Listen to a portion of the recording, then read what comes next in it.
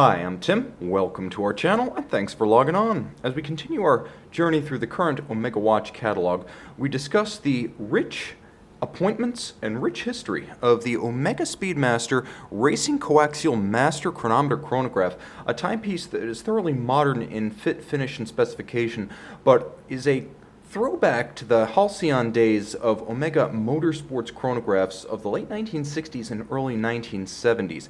You can see the watch certainly has a modern stance in 18-karat Omega Sedna red gold alloy on my wrist. It has an imposing wrist presence without being a big bully, and the key measurement is going to be 50 millimeters lug-to-lug, so on my 16 centimeter circumference wrist, this nominally 44.25 millimeter watch wears quite compact. I could foresee this watch wearing well on wrists as small as 14 centimeters circumference. You will note that the timepiece has several steps to its case flank, so it will fit underneath a jacket cuff, either a blazer, a sport jacket, or a dress jacket. The timepiece is a reasonable 15.4 millimeters thick, and should you wish to accessorize with an Omega factory strap, 21 millimeters is the scale between the lugs. Now, the timepiece does have a wonderfully generous appointment about its strap and clasp, so consider the factory issue to be your first choice, and a fine one at that, as you'll see medium rectangular scale alligator leather, minimally bolstered with a contrasting white stitch. You'll note a matte finish, and on the underside, more contrasting stitch, this time with a natural grained black calfskin for souplesse against the skin.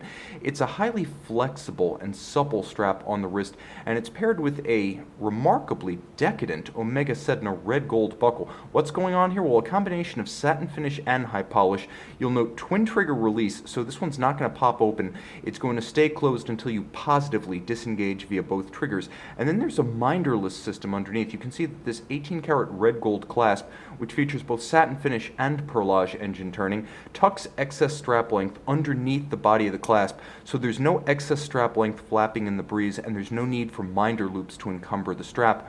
The case lines will be familiar to Omega aficionados, a beveled case form with polished bevels flaring at their tips, and sheer sides with a glorious linear satin grain. You'll note on the crown side, pump pushers with a small sheer guard profile to guard both the pushers and the crown itself.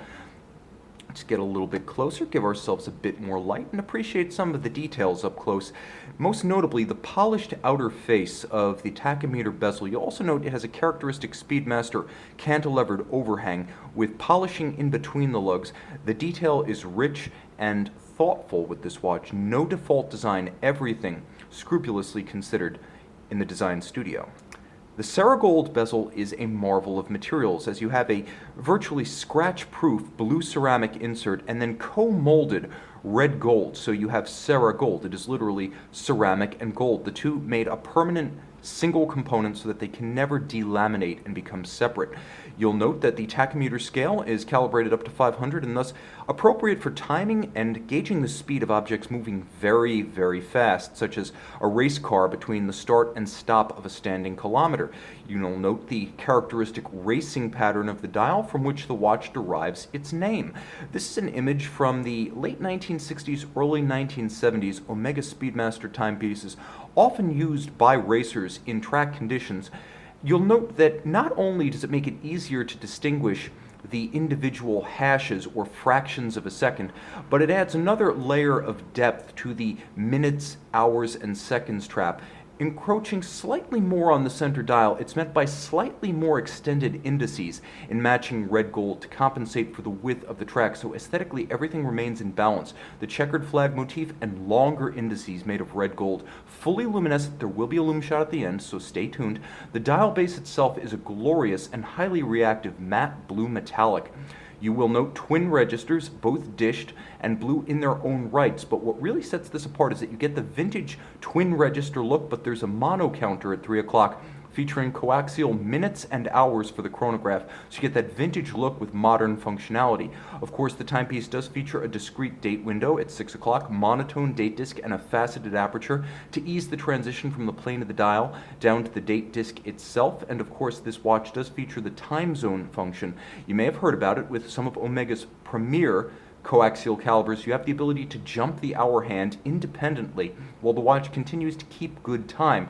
For frequent travelers, this time zone jumping function is ideal. There's also a hacking or stop seconds that allows you to halt everything in progress and synchronize to a reference time. Now, this is what's known as a vertical clutch chronograph. You can leave the chronograph running full time because the vertical clutch has no additional wear and tear involved in its operation. So if you like to have seconds at center along with minutes and hours, simply leave it running. There's no additional wear, tear, or damage to the movement.